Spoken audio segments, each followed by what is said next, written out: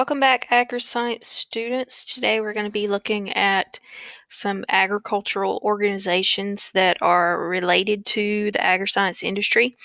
I promise this will be much shorter than the last video. We're going to specifically be talking about organizations that basically support different areas of agriculture. And a lot of times these organizations allow the people who work within a particular field to come together and learn about things, to network with one another, give each other ideas, discuss things, communicate with one another. We do this through even our FFA, which is a high school based organization, but there are some organizations for after you're out of high school that do very similar things. They provide trade shows sometimes, which basically means that you have people come in and those people are related to that particular area. And sometimes they produce journals, and those journals and trade shows help to keep members up to date on some of the newest technology. Typically, there's some kind of membership dues. Mr. Harris and I are both members of the National Association of Agricultural Educators, and so that's one particular ag organization that's related to agricultural education. And we have conventions every year. We have a magazine that we have access to. We have lots of perks of being a member, but it does cost us $60 a year to be members of that National Association of Ag Educators. So with that money, they're able to produce magazines. They're able to actually advertise for educators, advocate for educators, provide member benefits. They do actually give scholarships, and they help to produce some educational programs for teachers to make us better teachers as ag educators. So that's one of the agriculture industries that we, or agricultural organizations that we are actually a member of, but there are dozens and dozens of different types of agricultural organizations. A lot of times they're related to some sort of commodity. So by commodity, I mean some sort of an agricultural product. So when we think about commodities, you think about here on the screen, they've got the Corn Growers Association. So that particular commodity would be corn. You've also got the North Carolina Pork Producers Council that has created a really nice picture of some good looking food at the bottom of that slide. But they are dealing specifically with pork. Pork is a huge industry in North Carolina, so there are going to be lots of members of that. But it could be something as simple as strawberry growers or wheat producers.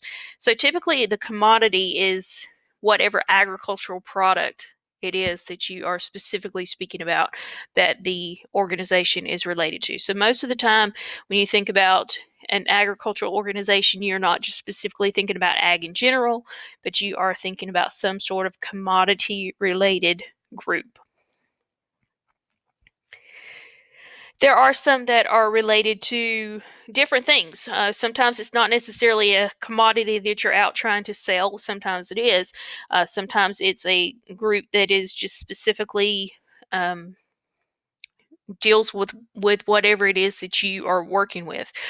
For instance, the North Carolina Nursery Landscape Association, you may not necessarily be selling nursery products or landscape products. You may just want to know more about nursery and landscape. So sometimes they're going to provide information for people who are just interested in something. Another example is the American Quarter Horse Association. They would deal with specifically just people who raise quarter horses or are interested in quarter horses. One of the big agricultural commodities in North Carolina is actually Christmas trees, believe it or not. Out in the western part of the state, more west than what we are, there are a lot of Christmas trees that are produced on Christmas tree farms and on the sides of hills. So when you are looking at things like the North Carolina Christmas Tree Association, you're specifically looking at people who actually either grow or support or are interested in the production of Christmas trees. There are some organizations that are kind of broad-based. Those organizations that are broad-based are supportive of agriculture in general and not just necessarily one specific area of agriculture. One of the ones you probably have heard of is North Carolina Farm Bureau. You are probably most familiar with Farm Bureau as being an insurance company. But the purpose of Farm Bureau is not selling insurance. They do sell insurance, but the reason they sell insurance is to help raise money so that they can actually do those things in agriculture to provide that unified voice for agriculture, and basically to advocate for them on a state and national level. So the reason why they sell insurance is not necessarily just to provide a service. It is to provide a service, but it's also to provide a service where they can make money. So Farm Bureau, yes, it is an insurance company, but more than that, it is a company that advocates for agriculture. Carolina Farm Stewardship Program. These are groups that help to feed people in the Carolinas that want to grow and eat local, organic foods, sustainable foods. People these days want to know exactly where their food comes from. And because they're so interested in knowing where it comes from, then they'll pay a little bit more to make sure that they are part of a group that will help them to know the origin of their food.